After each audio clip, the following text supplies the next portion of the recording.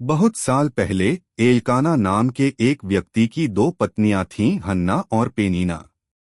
पेनीना के बच्चे थे, लेकिन हन्ना निःसंतान थी। हर साल एलकाना शिलोह जाता था ताकि वह प्रभु की आराधना और बलिदान कर सके। वह पेनीना और उसके बच्चों को हिस्सा देता था, लेकिन हन्ना से बहुत प्यार करने के कारण उसे दुगुना हिस्सा देता था, हालांकि परमेश्वर ने उसे कोई संतान नहीं दी थी। पेनीना हन्ना की निःसंतानता को लेकर उसे चिढ़ाती थी, जिससे हन्ना को बहुत पीड़ा होती थी। साल दर साल जब वे प्रभु के घर जाते थे, पेनीना उसे चिढ़ाती और हन्ना रोने लगती और कुछ भी खाने से मना कर देती। एलकाना हन्ना के दुख से चिंतित होता और उससे पूछता कि वह क्यों दुखी है। हन्ना अपने दिल की सारी बातें परमेश्वर से प्रार्थना में कह देती थी।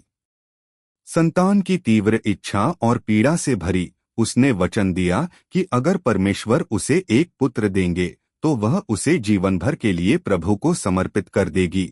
एक साल जब एलकाना और उसका परिवार शिलोह में था, हन्ना मंदिर गई और बड़ी प्रार्थना करने लगी। याजक एली ने उसकी चुपचाप चलती हुई होठों को देखा और सोचा कि वह नशे में है। उसने उसे डांटा, लेकिन हन्ना ने समझाया कि वह बहुत दुखी है और अपने दिल की सारी पीड़ा परमेश्वर के सामने रख रही है। एली ने उसकी ईमानदारी को पहचाना और उसे आशीर्वाद दिया और प्रार्थना की कि परमेश्वर उसकी याचिका को पूरा करें। हन्ना को एक नई शांति मिली और वह फिर से भोजन करने के लिए गई और उसके चेहरे पर अब उदासी नहीं थी। अगले दिन उन्होंने मंदिर में आराधना की और फिर घर लौट आए।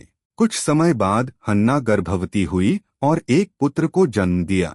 उसने उसका नाम शमूएल रखा, जिसका अर्थ है परमेश्वर से मांगा गया। एलकाना और उसका परिवार अपनी सालाना शिलोह यात्रा पर जाते रहे, लेकिन हन्ना ने कहा कि वह तब तक प्रतीक्षा करेगी जब तक शमूएल का दूध छुड़ाया नहीं जाता, ताकि वह उसे परमेश्वर की सेवा के लिए स्थायी रूप से मंदिर में ला सके। एलकाना सहमत हुआ और हन्ना ने शमूएल को तब तक पाला जब तक वह बड़ा नहीं हो गया।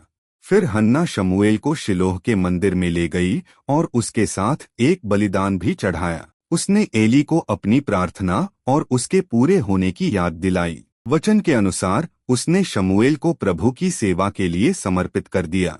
उन्होंने साथ मिलकर आराधना की और शमूएल बुद्धि और कद में बढ़ता गया और वह पूरी तरह से परमेश्वर को समर्पित हो गया। परमेश्वर ने हन्ना को फिर से आशीर्वाद दिया और उसने 3 और पुत्रों और 2 पुत्रियों को जन्म दिया। हन्ना की कहानी विश्वास, धैर्य और प्रार्थना की शक्ति की मिसाल है। अपने अडिग विश्वास के कारण उसने अपने दुख को पार किया और उसे वह पुत्र मिला जो इज़राइल का एक महान नबी बना। हन्ना की यात्रा कठिनाइयों से भरी थी, लेकिन अंत में उसने परमेश्वर के अद्भुत कार्यों को देखा और उसे प्रसन्नता और पूर्णता प्राप्त हुई।